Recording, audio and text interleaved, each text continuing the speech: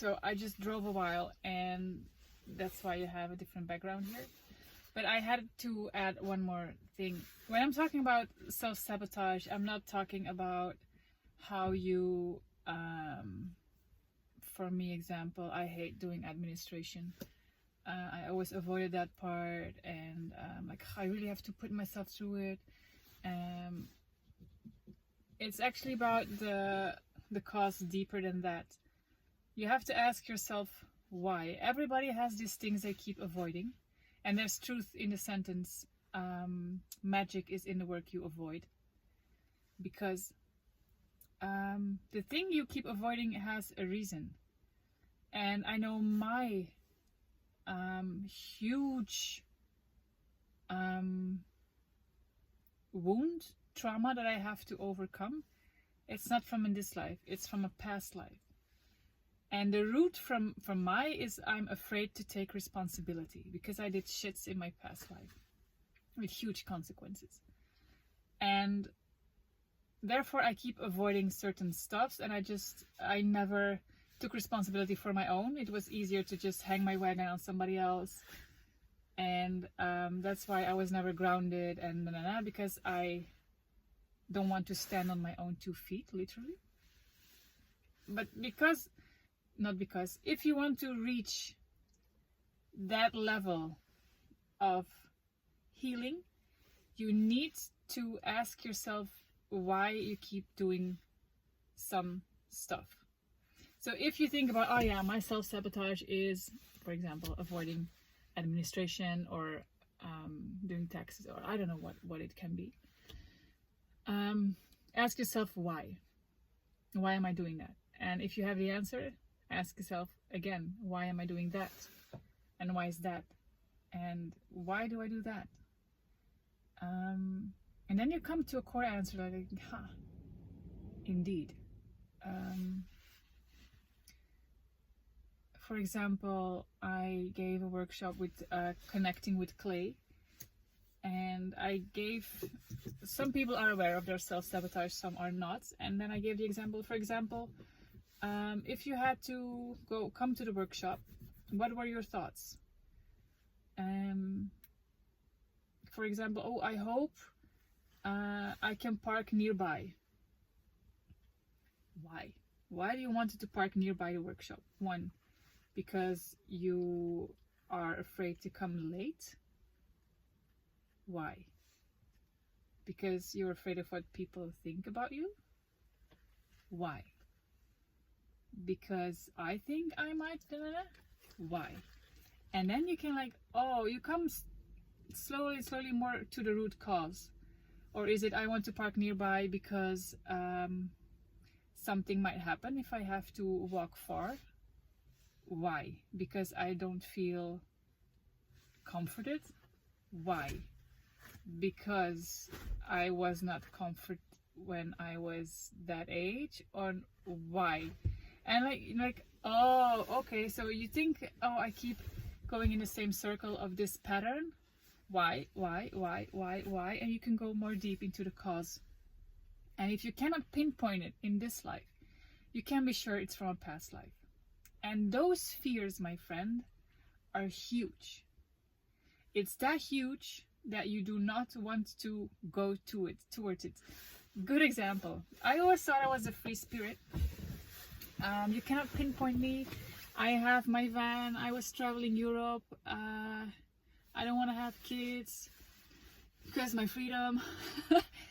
And a fun fact was last Christmas, the children of my brother, I gave them the board game Levensweg,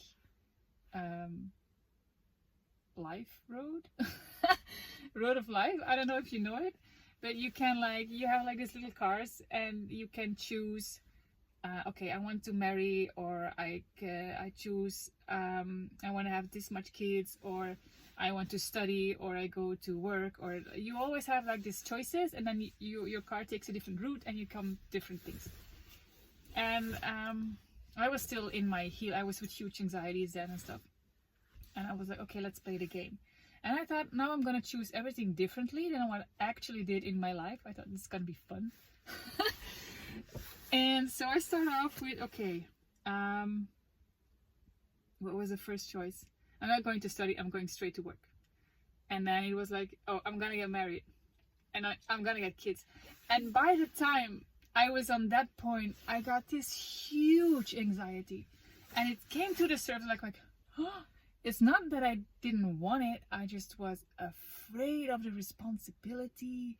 Like, I thought I could not handle like people trust on me and I have to stand on my ground and say it's gonna be fine because I know I'm not fine. And like these little things can be such an eye-opener in how you unconsciously self-sabotage yourself, like just avoiding the shit because the fear is too big to handle deep down. And for sure that's from past life.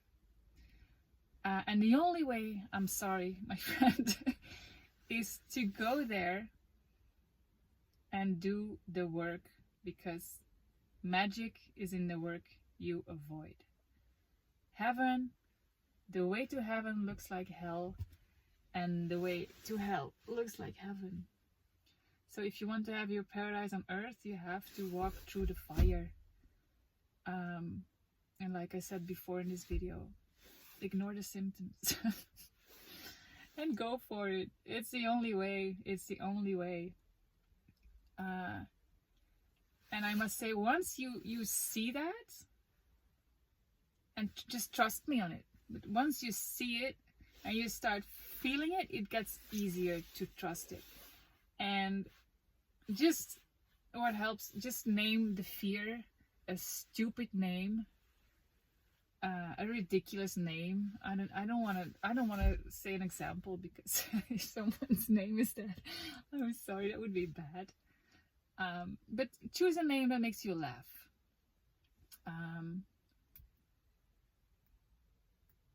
For example, I think Jezebel, it's like a deceiving energy. If you call her Jezebel, like when the huge anxiety comes up, you just say, oh, Jezebel comes for another visit again. It's just Jezebel. Put her in the back of the van, okay? Don't let her drive. Put her in the back of the van. That's a good advice I got from a friend. See anxiety as, you can come along for the ride, and she needs to come along for the ride because you need to transform her. But don't put her at the driver's seat. She's not going to determine where you're going to go. Put her in the back. She can come along, but you are still driving. And eventually, as you keep driving with Jezebel in the back, she's going to see like, oh, there's zero influence on where she's going. Well, I might just step out here. And one day she's going to be gone. But please allow Jezebel to be there. Or whatever you're going to name. It's her. The thing you have to push through. Allow it to be there. Because if you push her down, she's going to stay inside of you. And the universe gives you triggers so it can come up. The universe gives you triggers so you can heal. The universe is a reflection from your inside, and it's going to mirror you easy what you still have to heal to go to your next level, to reach paradise on earth, to your heaven here. So it's just that. It's just a growing point. Don't see it as like this huge mountain you cannot overcome, because when you can, you have everything inside that you can, because you signed up for this. Like, yeah, I can. Imagine your higher self like, yeah, I gotta do that? Pfft, easy, I can do that. Go back to that version. Like, bring it. Bring Jezebel. I'm gonna throw her out of the window in the back of the van. So you can, and you will succeed, because it's destined. It already happened. There is no time. There's so much things you still need to know, but you can do it. Put her in the back of the van. Let her be there. Let the universe show you what needs to be healed by the triggers. If the anxiety comes up, it's like, oh, there we go again. Let her be there, and just ignore her. And some people talk about, yeah, an anxiety wave of like 2 hours. No, I had anxiety waves of 3 days. And sometimes it takes 3 days for that little part of Jezebel to disappear until the next one comes. But hang in there and say she's gonna disappear, because everything constantly changes. And anxiety is just an emotion. It's gonna go. Okay?